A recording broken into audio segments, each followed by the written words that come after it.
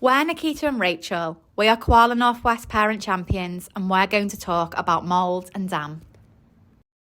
Mould is a form of fungus that is produced in damp and humid conditions. It can grow anywhere but is usually seen in your home, on your walls, ceilings and around your windows. If you have damp or mould, it is important that you treat it as it can affect your mental and physical health. Mould can trigger various health conditions, with babies, children and those with respiratory problems being most at risk.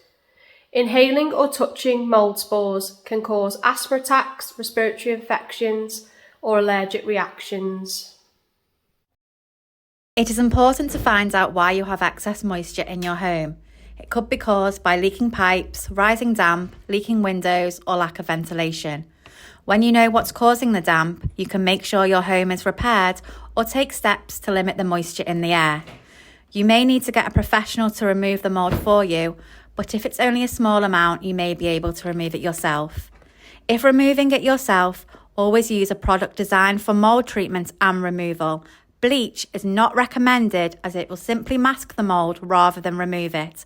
A top tip is to use a solution of 80% white vinegar and 20% water.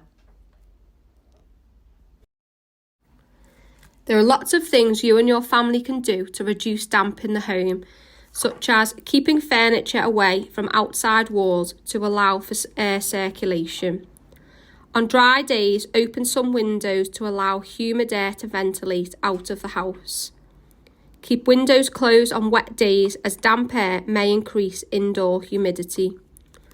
Keep the doors to the bathroom and kitchen closed when you are bathing or cooking.